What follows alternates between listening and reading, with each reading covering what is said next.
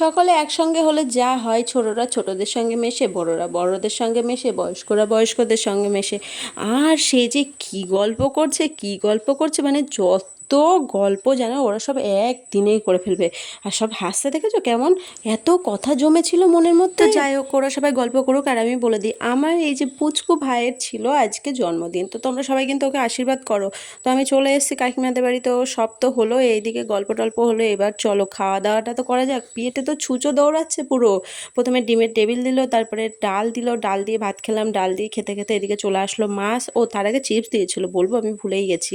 মাছটা কিন্তু আমাকে দুটো দেয়নি, ওটা ছিল একটা পিওর মাছ একটা আমার মাছ, পিওর মাছটাও আমিই নিয়ে নিয়েছিলাম। তো তারপরে এদিকে দিয়ে দিল মাংস, ফ্রাইড রাইস দিয়েছিল, মাংস দিয়ে ভাতটা ভালো করে খেলাম। এত কি তোমাদের দেখাতে পারি? আগে খাবো না ভিডিও করে দেখাবো বলো তো? চলো তোমাদেরকে বলে দিই চাটনি কীভাবে খেতে হয়। যে পাঁপড়ের ওপরে চাটনি তুলে তারপরে খেতে হয়। তারপরে দিল দই, আর এদিকে আমার তো খাওয়া হয়ে গেছে, তারপরে পিউ খাচ্ছিল। আর এই যে আমার সুন্দরী কাকিমা, যার ছেলের অন্নপ্রাশন। তো তারপরে এখানে মিষ্টিটাও দিয়েছিল, মিষ্টিটা আমি আর খেতে পারিনি, তো বোনকেই দিয়েছিলাম, বোনই খেয়েছিল। তো খাওয়া দাওয়া করার পরে একটু খাবারটা হজম হবে, তারপরে তো বাড়ি যাব।